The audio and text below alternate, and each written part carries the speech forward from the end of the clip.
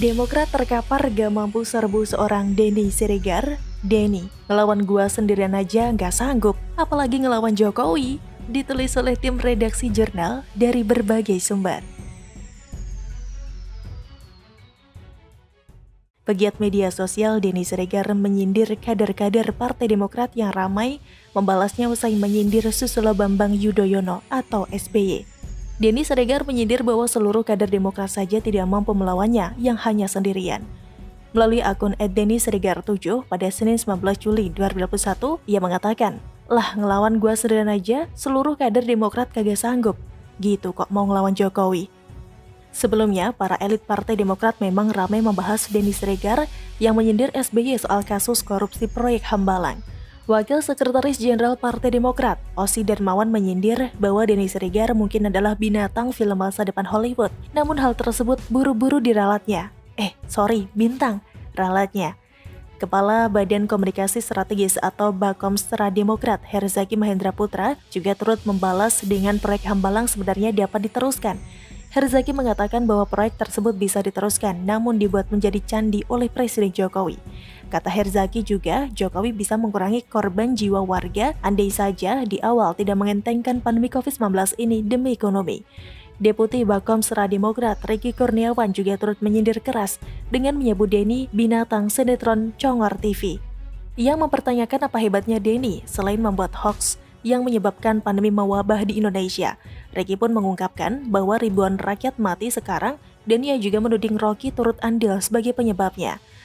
Tak ketinggalan Syahrial Nasution yang merupakan Deputi Balitbang Partai Demokrat juga turut membalas Denny. Kata Syahrial, hebat itu pemimpin bengis yang menilai tumbangnya ribuan nyawa manusia lewat statistik, kemudian bazar RP-nya bekerja puja-puji. Mustahil SBY mampu bermain sinetron di tengah malam buta sambil nenteng-nenteng beras, ganggu rakyat tidur saja, bawa-bawa lampu kamera segala, mereka besok mau kerja, katanya. Demikian beberapa balasan dari para elit Partai Demokrat yang berhasil dikumpulkan MakassarTerkini.com. Adapun cuitan Denny Siregar yang dipersoalankan adalah komentarnya soal munculnya SBY di film Hollywood The Tomorrow War. Kata Denny pada Minggu 18 Juli 2021, apa hebatnya ya, muncul cuma sekian detik doang, sedangkan Hambalang muncul seumur hidup, kata Denny pada Minggu 18 Juli 2021. Dalam politik kalau mau sukses ya jangan baper, karena politik selalu mengalir sesuai dengan berbagai kepentingan. Prabowo yang dulunya berhadap-hadapan dengan Jokowi di Pilpres, sekarang jadi salah satu menterinya Jokowi yang gak macam-macam dan membela kebijakan Presiden Jokowi.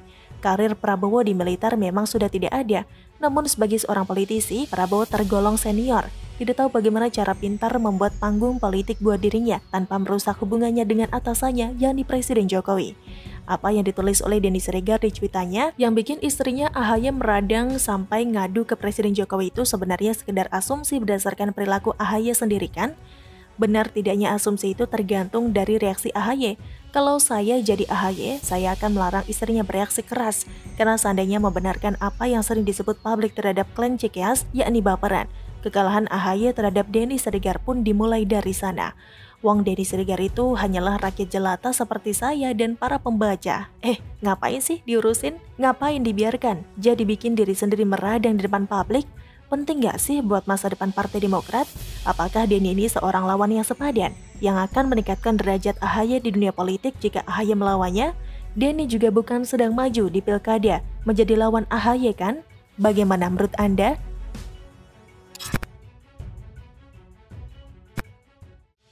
Hina Gus Dur, Rizik Syihab, mana dia tahu tulisan Allah. Rizik itu emang BOBROK, mau gimana lagi? Ditulis oleh tim redaksi jurnal dari berbagai sumber. Sebuah video lawas ceramah Habib Rizik Syihab mengajak mendiang ulama sekaligus mantan Presiden Republik Indonesia, Kiai Haji Abdurrahman Wahid atau Gus Dur, viral di media sosial.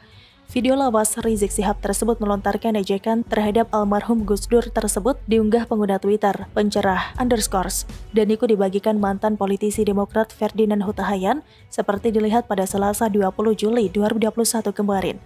Dalam narasi cuitannya, netizen itu menilai mengejek sesama makhluk hidup karena kekurangannya sama saja dengan menghina Allah SWT.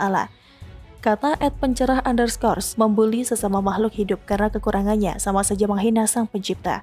Ia pun menilai kendati Gus Dur tunanetra, akan tetapi almarhum diakui para ulama di dunia lantaran ilmu agamanya. Tambahnya, almarhum Gus Dur biarpun tunanetra, tapi tinggi ilmunya diakui para ulama dunia. Lantaran mengejek Gus Dur, netizen itu pun menyebut Habib Rizik Syihab meskipun mengaku keturunan Nabi namun memiliki sifat IBLIS. Katanya ngaku keturunan Nabi tapi bersifat IBLIS. Selain itu, netizen tersebut juga mengatakan bahwa Nabi Muhammad SAW tidak pernah mengajarkan umatnya untuk menghina sesama makhluk ciptaan Allah SWT. Dilihat dari video tersebut, tampak Habib Rizik Syihab berdiri sambil menyampaikan ceramahnya di hadapan sejumlah jemaah. Ia pun lantas mengejek Gus Dur dengan menyebut almarhum tidak bisa mengetahui atau melihat tulisan Allah. Kata Rizik, "Ya Allah, dia datang, dia tanya Gus Dur, Gus ini tulisan Allah bukan?" Mana dia tahu? Dia tanya Gus Dur, ini tulisan Allah bukan? Gus Dur bisa tahu gak? Salah nanya. Tidak hanya itu, Habib Rizik juga mengejek Gus Dur dengan menyinggung penyanyi dangdut kenamaan Inul Daratista. Menurut Rizik Syihab, apabila Inul goyang ngebor sambil BUGIL di depan Gus Dur, maka ulama tersebut tidak akan berdosa.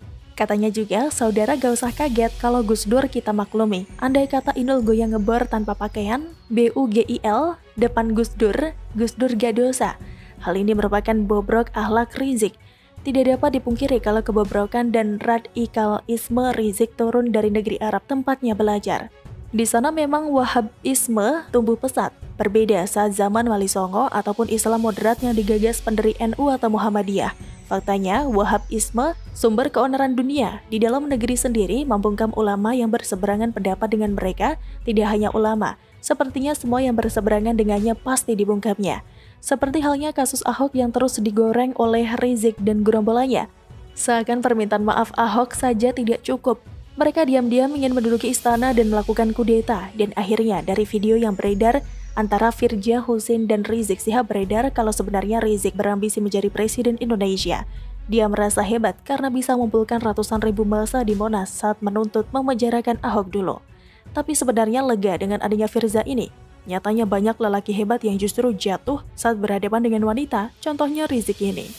Saya bersyukur lantaran kasus perzinahannya dengan Firza yang saat ini diusut polisi membuatnya tidak berani kembali ke Indonesia. Rizik kembali ke negara nenek moyangnya Arab Saudi dan saya rasa dia pantas berada di sana. Tidak usah pulang ke Indonesia yang menjunjung kemajemukan. Jadi melihat rekam jejak itu memang gak beres nih orang, beserta ormas-ormasnya juga gak beres. Wajar bila kemudian banyak pihak yang ingin ormas terlarang itu dibubarkan. Karena kelakuan mereka sudah melenceng jauh dari perilaku terpuji, tapi terus-terusan mengatasnamakan Islam. Di antaranya, yang paling hendak kelompok ini dibubarkan adalah mantan Presiden Republik Indonesia keempat, Gus Dur. Mantan Ketua PBNU itu pernah mengaku sudah 15 tahun berjuang agar ormas terlarang dibubarkan. Namun kala itu tidak ada yang mau mendengarkannya. Saya akan lebih berterima kasih lagi kalau ormas terlarang dibubarkan. Saya minta agar ormas terlarang dibubarkan. Kalau tidak, ya kita bubarkan sendiri. Ujarnya waktu itu, 5 Juni 2008. Pemerintah tidak berani. Pada waktunya, saya yang akan membubarkan ormas terlarang. Lanjutnya lagi. Yang mana ungkapan itu juga merupakan ekspresi kekesalannya terhadap polisi yang tidak berani menindak tegas massa ormas terlarang. Zaman dulu memang agak beda sih dengan zaman sekarang. Saya yakin pimpinan ormas terlarang diisi oleh orang yang bermental keras seperti Rizik. Ada penjahat kelas kakap di sana seperti Bahtiar Nasir yang melakukan kejahatan pencucian uang. Padahal dahulu sempat ramai diperbincangkan karena mengirimkan dana bantuan kemanusiaan Indonesia kepada pemberontak organisasi terlarang Timur Tengah alih-alih kepada pengungsi Syuriah.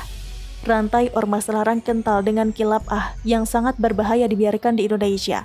Sebelum nasi menjadi bubur, sebelum Indonesia menjadi Suriah, alangkah baiknya pemerintah dengan tegas menghentikan organisasi ormas terlarang ini, bubarkan dan lakukan deradikalisasi menyeluruh pada para anggotanya. Bagaimana menurut Anda?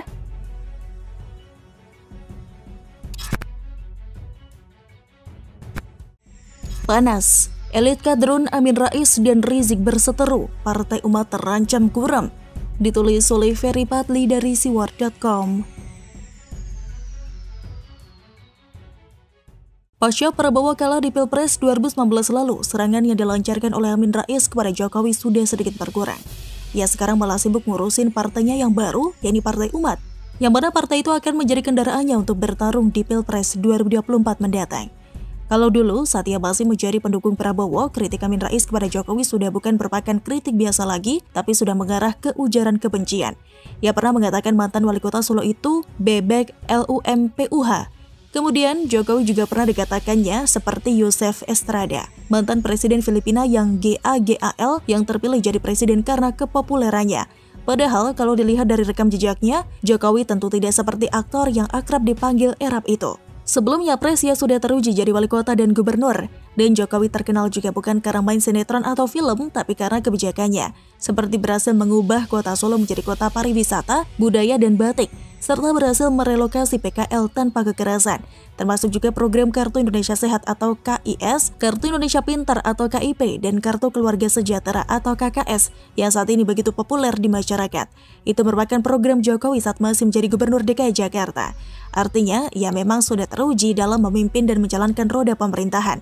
Di samping itu, tentu masih banyak lagi yang ia lakukan, yang secara tidak langsung membantah pernyataan Amin Rais tersebut. Termasuk juga serangan Wan Amin yang paling ngeri-ngeri sedap. Ia pernah mengatakan parpol pengusung Jokowi adalah parpol SETAN, padahal di sana ada parpol Islam seperti PKB, PPP, dan PBB. Begitupun PAN pernah kok mendukung Jokowi atau berkoalisi dengan pemerintah meskipun hanya sementara. Pertanyaannya, apakah PAN juga partai SETAN? Kalau juga partai SETAN berarti Amin Rais adalah mbahnya SETAN dong. Karena dia yang turut mendirikan partai itu, hehehe. Nah, kalau sekarang Amin lagi sibuk dengan partai umatnya, seperti apa perkembangan partai itu? Menurut hemat penulis sih biasa-biasa saja, bahkan bisa dibilang stagnan. Karena di tempat penulis sendiri saja, partai ini lagi nyari ketua DPD kabupaten dan sampai sekarang belum ketemu. Itu artinya apa? Peminatnya nyaris tidak ada. Jadi ketua DPD saja orang gak mau, bagaimana mau punya banyak pemilih? Sebenarnya partai ini mau mengais ceruk suara kelompok 212 yang konon katanya berjumlah 7 juta jiwa itu. Seperti yang disampaikan oleh loyalis Amin Rais, Agung Mozin, bahwa logo Partai Umat senafas dengan semangat perjuangan Rizik. Bahkan peluncuran logo itu pun dilakukan bersama dengan kepulangan Rizik ke tanah air. Maka oleh sebab itu, Partai Umat menyambut kedatangan Rizik dengan penuh kegembiraan dan rasa syukur yang diwujudkan dengan peluncuran simbol partai yang sinkron dan senafas dengan perjuangan HRS, yaitu melawan kezaliman dan menegakkan keadilan, ujar Mozin kala itu, 9 November 2020. Amin juga menemui Rizik Pacaya tiba di tanah air yang tidak lain tidak bukan dengan harapan Bang Thoyib yang baru pulang dari pelarian itu bisa masuk Partai Umat. Karena kalau bukan dari kelompok Kadrun, Partai Umat tidak akan punya basis massa loh. Kelompok Muhammadiyah sudah cenderung ke PAN. NU jelas merupakan basis massa PPP dan PKB. Kelompok Liko dan lembaga dakwah kampus sudah menjadi milik PKS. Jadi bisa dibilang jika tidak ada dukungan dari kelompok 212, Partai Umat hanya butiran debu. Namun sepertinya harapan Amin untuk menjadikan PA212 sebagai alat politiknya itu sirna sudah. Pasalnya baru-baru ini ia berseteru dengan Rizik. Hal itu berawal dari temuan Amin Rais DKK terkait peristiwa Laskar Ormas Selarang oleh aparat kepolisian beberapa waktu yang lalu. Bahwa menurut Amin Rais berdasarkan fakta yang ada, yang sumber informasinya berasal dari sumber Premier, tidak ada pelanggaran HAM berat terkait peristiwa itu. Jadi teman-teman TNI dari 3 angkatan dan teman-teman Polri, Anda memang tidak terlibat, baik skenario apalagi pelaksanaan. Jadi kita bangga, alhamdulillah tulang punggung keamanan bangsa yang namanya Polri dan tulang punggung pertahanan yang namanya TNI itu tidak terlibat sama sekali, ujar Amin, membantah tuduhan yang selama ini dilancarkan oleh kaum Kadrun bahwa insiden terhadap 6 Laskar Ormas Selarang itu merupakan pelanggaran HAM berat. Tidak pelak, Rizik pun langsung berang dengan pernyataan Wan Amin tersebut. Ia mengatakan pernyataan politisi senior itu sangat blunder dan Rizik menolaknya dengan keras. Bahkan Rizik juga menuding pernyataan Amin itu dapat merugikan Laskar Ormas Selarang yang meninggal dunia serta sebaliknya menguntungkan pemerintah dan aparat kepolisian. Terakhir, Rizik tetap ngotot dengan praduganya sendiri bahwa penembakan terhadap Laskar Ormas Selarang itu merupakan pelanggaran HAM berat yang melibatkan TNI, Polri, dan BIN. Sekarang tinggal menunggu lagi saja kapan Amin akan melancarkan serangan balik kepada mantan teman dekat Firza Husein itu. Dan bisa saja nanti dia juga mengatakan Rizik adalah bebek lumpuh karena memang saat ini lagi lumpuh di dalam penjara. Hehehe.